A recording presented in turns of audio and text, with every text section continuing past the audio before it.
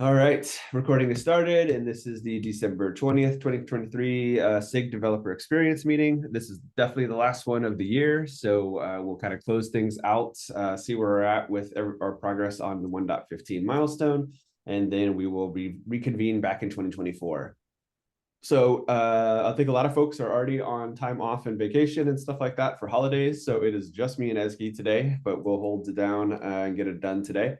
So like we could do a quick look at the roadmap stuff, but I don't know if there's not been a lot of like things like getting too closed and finished and stuff like that for status. And then most of the major things we want to focus on are in the agenda as specific topics anyways. So I don't think there's something major to talk about here with yeah, is there as he like besides what we already have in the agenda, is there anything else that you want to call out from the epic here? No, I don't have anything else. Cool, that sounds reasonable to me. So let's dive down into the specific topics then. Cool.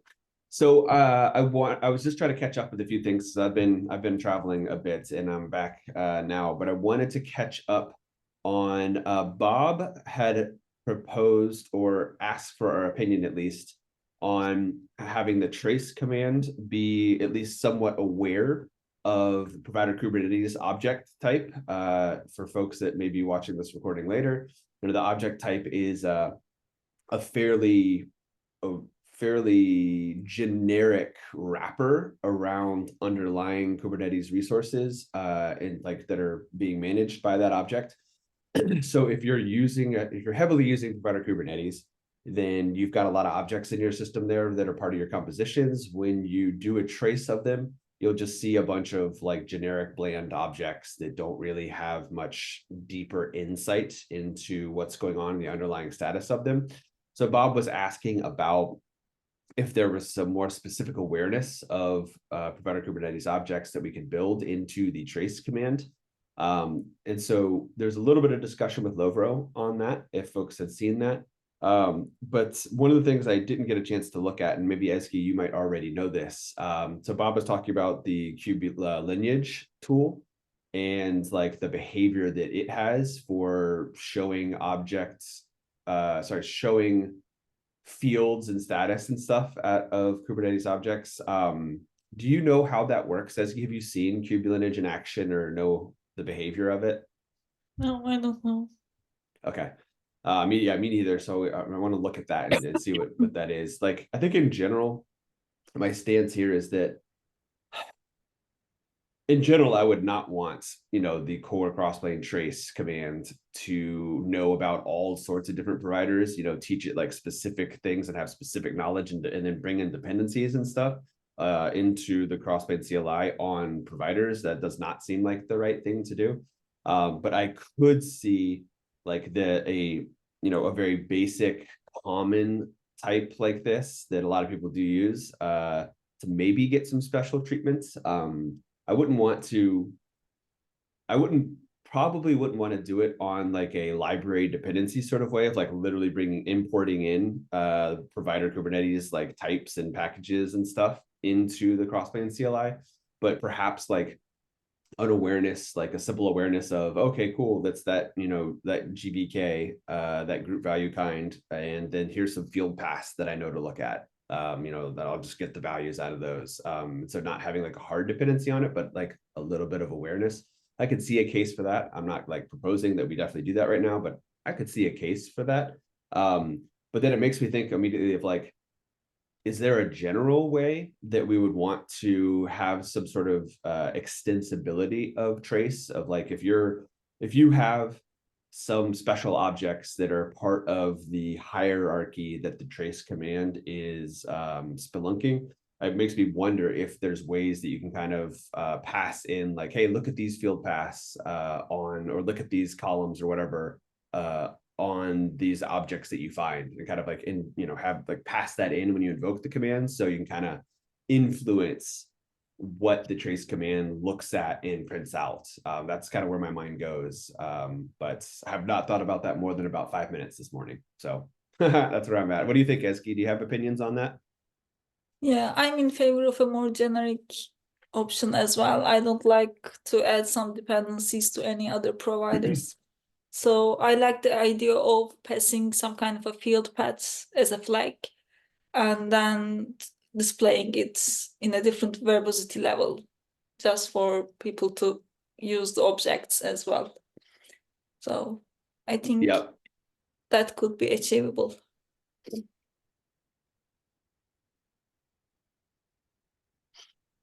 Oh man, I really misspelled that word. That does not look anywhere close to the right. Okay, thank you, Google.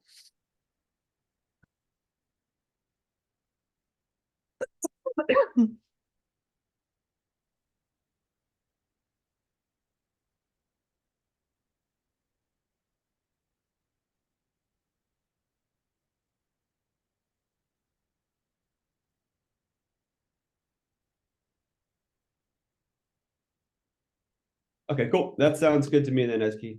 Thanks for brainstorming on that a little bit. Awesome. And then Piotr is not here. It is just me and Ezgi, as we stated. So I was hoping to chat a little bit about Piotr's proposal here for how the top command would work. Overall, I think this makes plenty of sense. It's a great place to start, and it has a good scope in terms of what it's trying to accomplish, and the boundaries of of what quick, easy experience it would provide. So I had a couple questions and a little bit of feedback, but I can share those out loud right now. But then I'll just to communicate with Piotr on that, I'll just add a comment on it to get into a little bit more depth together there. But one of the things that I definitely see as a problem with our current metrics approach is that the discoverability of it, folks don't know how to enable it, how to like turn it on, how to get things going. Like they have to, I don't actually even know if it's talked about much in the docs. But if they are with the discoverability of a CLI, top command, like if metrics isn't turned on, that would be really cool for the metrics for the top command to go ahead and do that for you, of like just take the step to turn on metrics collection or turn on the metrics endpoint in the Crossplane pod or provider pods or whatever, but basically do that for you so you don't have to go and set the right flag and recycle the pod and all that jazz. Just like streamlining this thing. So if you're like Crossplane top and you get things without having to go through a cycle of figuring out what you need to do and how you need to do it and executing on it like that. So that was one thing that I want to see out of this, is streamlining the experience for the user being able to see values right away. And then the other major thing I wanted to know about was like the design and the idea here definitely makes a ton of sense to me. Can I make this bigger? Yeah, there we go. But I definitely wanted to see like do we have an idea already of what these additional metrics columns are going to be, like cores, like how much CPU we're using, memory you're using, yes, but then let's figure out what are the specific additional metrics that we want to expose at this level, and so we have that full experience fleshed out. So that was kind of the main feedback I had. Ezgi, did you get a chance to read it too? Did you have some thoughts you wanted to share? Yeah, I read it too. Maybe I can add one comment to your comment, Jared. Instead of crossplane tab going and enabling the metrics by default, I would have a separate subcommand like crossplane tab init or something Mm-hmm. like that, or crossplane tab enable to actually enable the metrics endpoint, because I like things being more explicit instead of implicit. So I want the user to explicitly write to that command to enable the metrics, and maybe we can also display the endpoints, etc. after enabling them. So Yeah, it makes a ton of sense, Ezgi. I definitely I could agree with that. Where it's more of an explicit action, and then that would be in terms of discoverability. I can imagine that the crossplane top command, like if it goes and tries to look at the metrics endpoint and it's not running, it's not active, it can't do anything. Like in its error message, it can say, hey, run crossplane top start or enable or whatever, run that to get it going. So it's very like it's obvious, it's discoverable. the user knows exactly what to do, and they explicitly then take that action to get it started, as opposed to like a side effect of running a command. Yeah, makes sense. Cool. That makes tons of sense to me. All right, sweet. So I will reply to Pio on with that comment of that kind of that information we're talking about there. Okay, cool. And then Ezgi, for you, this is you opened a new issue today, so I wanted to get your take on like kind of present this as your early thinking, and then also get your take on I'm assuming the intent here is we should take this issue and put that, like, that's what we're executing on in 1.15, and that should be in the 1.15 tracking epic, as opposed to the further live control plane stuff and whatnot, right? Okay, Yeah, cool. definitely. So I could do that housekeeping then to get this one into the 1.15 epic instead of other issues. Okay, cool. Yeah, go ahead and introduce us for us, Ezgi, like what your ideas are here. Sure. So in the last meeting, we already talked about having an offline process might be a better way to start with this validation topic, because it's easier to implement. And also, as you mentioned, people usually start without any configurations, without any providers or clusters running. So they just write their own XRDs and XRs, and they just wanna validate it against them. So,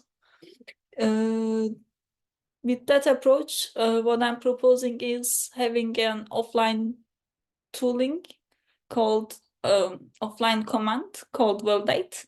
So I am suggesting not using the render with a validate flag, but having a separate subcommand to make the UX easier. And that subcommand will take schemas and resources, two files. And we are going to use the API servers validation library to validate those schemas, those resources.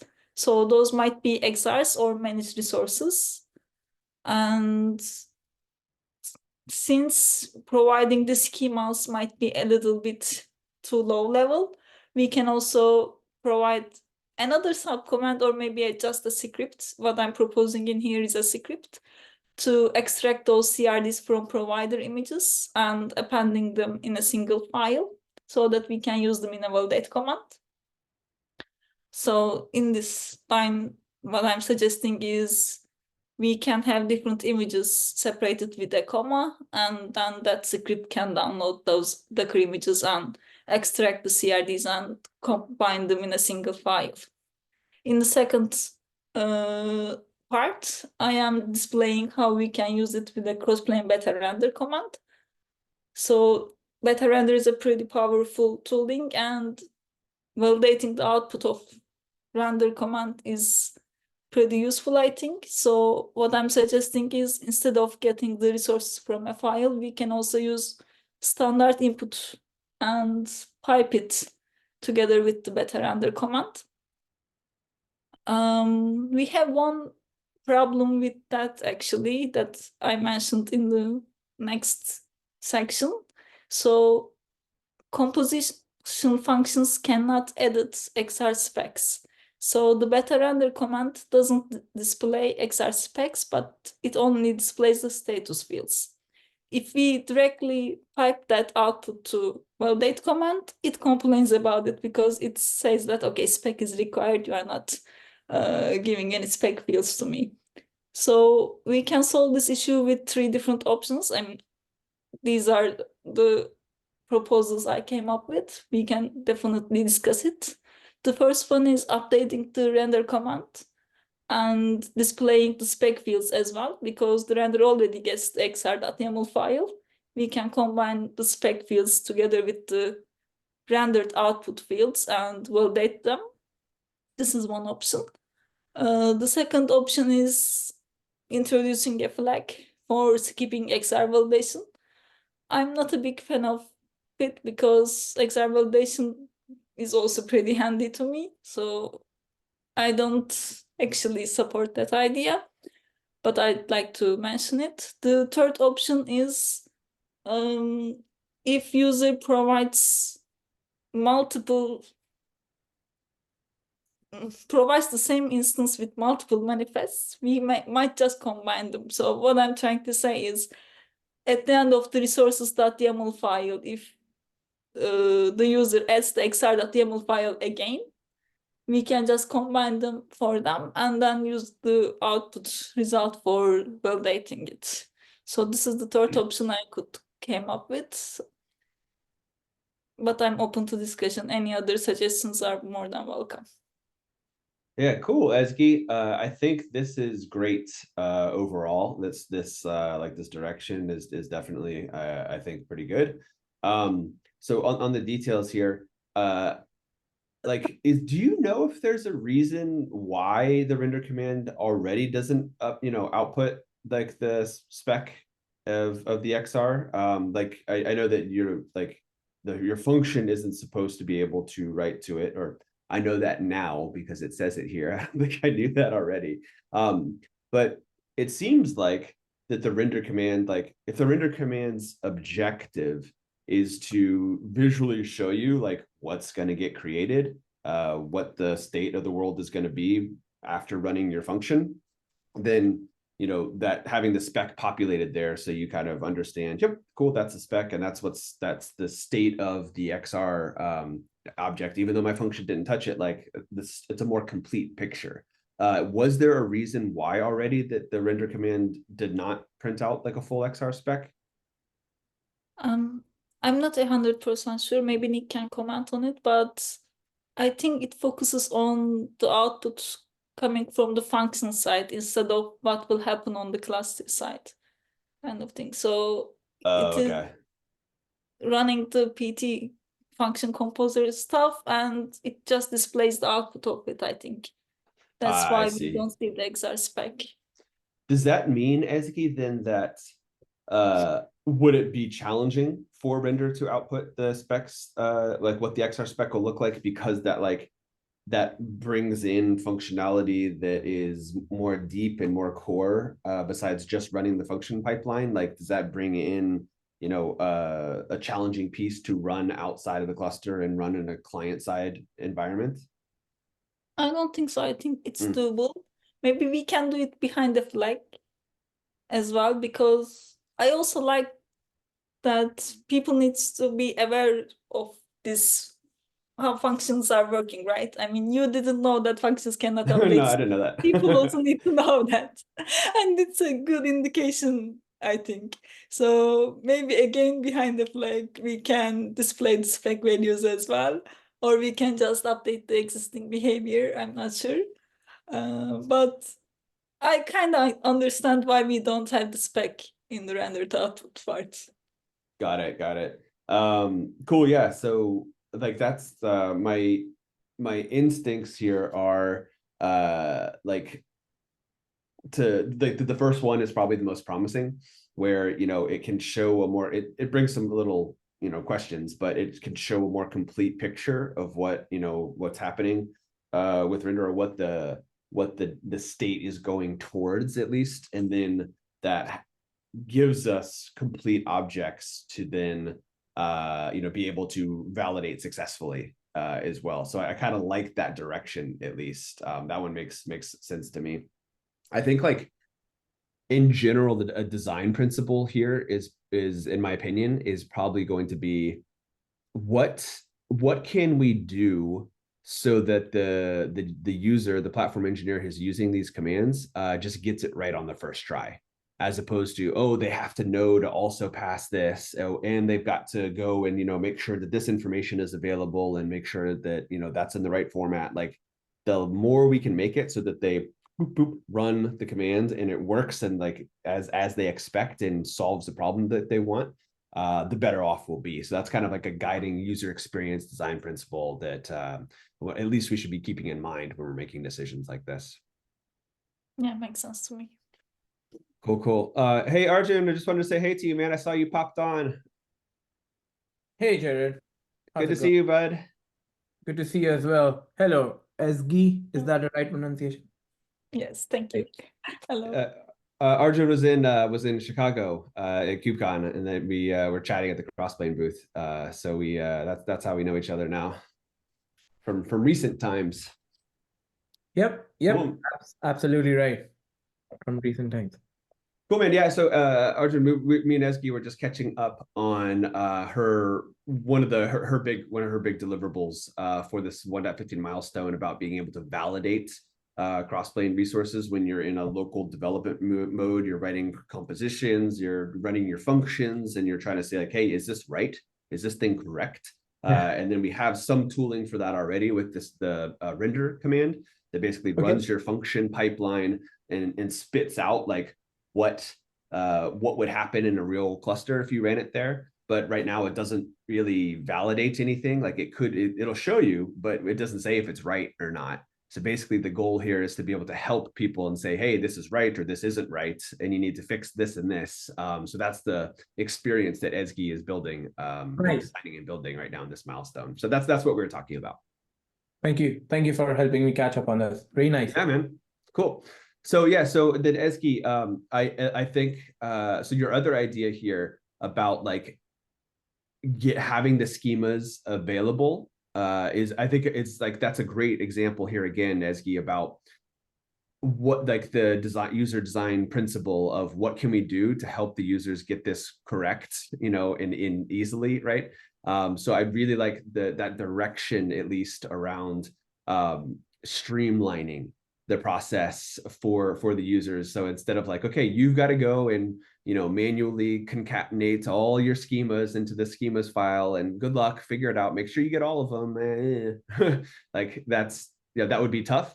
So having a helper and streamlining the experience to like, okay, everything you're going to use, we'll get it ready, we'll figure it out, and have it so that we can validate against that is a great idea of thinking about how to make it easier for the user to get it right and get it right quickly. So I like that thinking.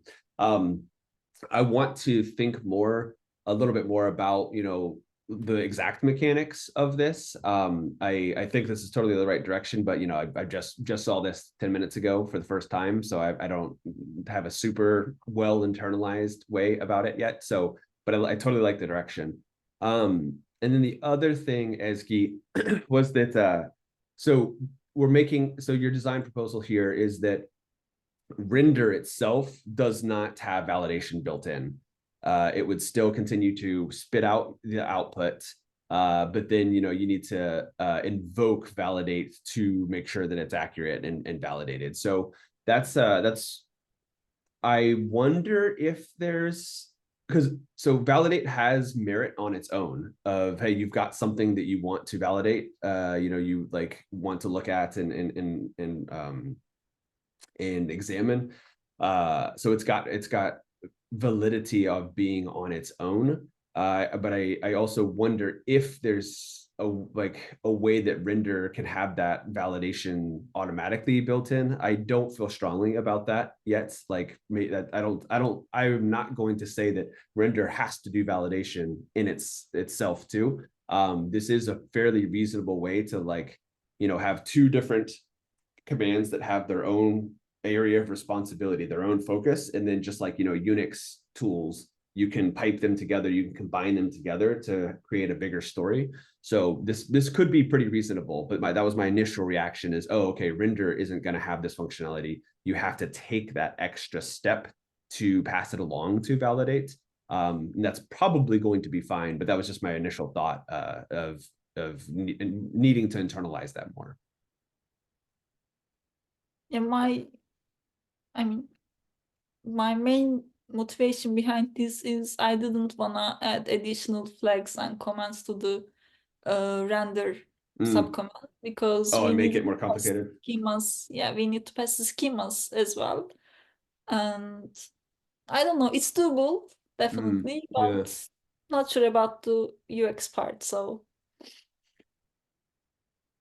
yeah, and that's a good point too. Like in order to do validation within render, you would basically continue to blow up the surface area of that command and everything you have to pass to it to get it correct. So yeah, so this is probably going to be a good trade-off to have each command focus on their area of ownership and be scoped, like their surface area be scoped to what they need to do their focused job. So that's probably a good way to do it. Cool. But yeah, this is great, Ezgi. I hope to look at this a little bit more thoroughly and like provide a little more thoughts as well before holidays start, so that when you, or my holidays, so that when you're like continuing to work over the next week or so, that you've got that got more inputs as needed. But overall, like, this is a great direction. This is going to be useful for people. People are going to find value out of this for sure. Sick. All right, nice. All right, so that is everything we had on the agenda. Ezgi, anything else you wanted to cover, or Arjun, anything you want to cover before we adjourn? Yeah, I do have something to cover. But just a quick on that SG thing. Are we using Kubernetes API for the validation, or? Yes, Okay. I am using API Service Validation Library. Awesome, great. Yeah. I'm just learning my way through some of these things. So, but thank you so much for that. So my thing is, like, I'm working on that same PR, and now I am on a break next week at my current work, so I have a lot of time to look at Crossplane and play with it and dig this up. You said you're gonna be on your vacation next week, so is there someone else who I can reach out to if you're not around, Jared? Yeah, the Crossplane like core dev channel is like it, and then the DevX channel as well. Like, feel free to just post on there, and I think there will be some folks that are around through the next week. So yeah, like, we're going to be less activity than normal for sure, but there should be some folks around. Great. So thank you so much. And I was trying to install Crossplane using those Helm commands. And I'm facing some issues with Kubernetes. What's the best way to fix them or get some help on it? What are the issues that you're running into, Arjun? So it says, I could share my screen maybe. Yeah, go ahead.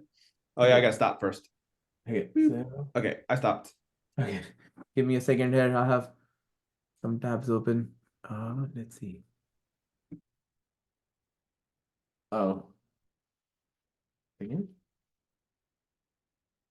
Yep. So when I run this particular second command, which is like, you see my screen? Yeah, I can see the terminal prompt now. Yep. Okay. So when I run this, I have Docker. I use Docker desktop for the time being, and it says my Docker is failing to get this cluster up. I haven't been able to get my cluster up. I messed up something somewhere, which I don't know how to fix now. Do you do basic kube control commands work? Like kube control git node, or git pod or whatever. Do those work? Yeah, no, those don't work as well. Interesting. So I use Docker Desktop also, but I do not use like their built-in Kubernetes cluster. I always just use I create a kind cluster that works using that Docker the Docker for Desktop like engine client there. Okay, let me force quit this Docker so that I can bring this up again and then show you what the error is. Yeah. And I'm super curious too, Arjun, if in the Docker client like desktop thing, like does it have like a health status sort of thing here that's saying? Yeah, do you see it? Like it says it's yellow right now. It says it's starting, but then it doesn't come up. I tried a few things. What I did was, on the troubleshoot, I tried clean and purge data, and then also what I tried was in the settings, I went to Kubernetes and I did reset Kubernetes cluster. That also did not help me a whole lot. Got it. Yeah, if that doesn't work well, because I'm not super familiar with it, but I don't know. I don't hear a ton of folks using it, and maybe it's not super good. Yeah. I mean, I'm open to changing this to something else. Yeah. Tell me like what you should use this. I would be like, okay. Yep. So and then so does the Docker does the Docker client work right now? If you go to your command line and you're like, Docker space PS to look at all the running Docker containers. I don't have anything. Does that work? Okay. Yeah, that Okay. Well, works okay. fine. At least it's returning. It's like the Docker client is talking to the Docker runtime engine and whatever and getting something like a response back. It's not like that dead. So that's good. So like I probably what I would do, because it works very, very well for me. And I think Ezgi, you might use Kind as well, is to look up, to go try to install Kind and do like, oh, sweet. Try Kind cluster create and see what it says and if it gets to a happy place. Or is it Kind create cluster? I always get those two reversed. I never get it right in the first try. Try that and see what happens. Okay. So, no, yeah. I was wrong. Kind create cluster. Okay. I just typed it this morning too, and I still get it wrong. That's okay. All right, sweet. So that's doing something. That's going. Right. So yes. So hopefully this would end up with a Kubernetes cluster. I also tried bringing another cluster up, a common cluster that I use for one of my other applications locally. I wasn't able to get that cluster up as well. So it just is starting over. So Docker is green, the Docker engine, as we saw, but I'm having problems with my Kubernetes clusters. Yep. So I mean, hopefully this works. And I'm not sure. This is yep. Oh yeah, I was just saying this is the path I would pursue, just because Kind is like fairly lightweight. It's super reliable, and a lot of folks use it. It's pretty popular. Okay. It looks like it's doing something. So that's this is where it stopped for me. I mean, if we proceed, it stops. It goes into an infinite kind of a loop, and then I'm not able to go forward. Oh yeah, there we go. Okay. So it should have. I would expect it to. Oh, maybe I don't know if it automatically sets your kube context, but yeah, like that. That's good. And then do like a kube control get node as well, just to see if like the little virtual node is up. Okay, yes, it is up. Oh, very nice. So stuff is happening here now. So now I would expect. I don't know. Yeah, I would expect then that the Crossplane Helm install to be more successful now also. Let's see. I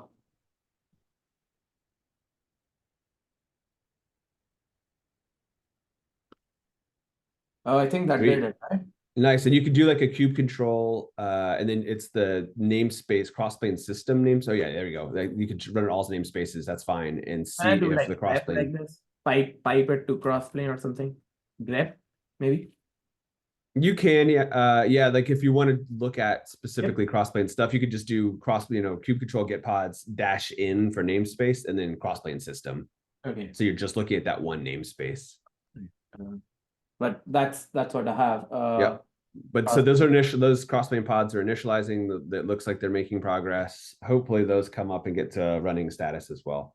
Right. Great. So I'm waiting. I should wait for them to go ready, right? Exactly. Yep. And they'll be in status running just like the other pods there.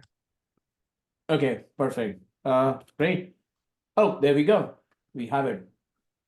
Thank you. So I'm going to play around with this a bit. I'm trying to create my own resources on AWS using Crossplane, and then probably go from there back to that PR and see how I can regenerate those errors and then fix and make them better for developer experience, right? That's yes, dude. Yeah, exactly.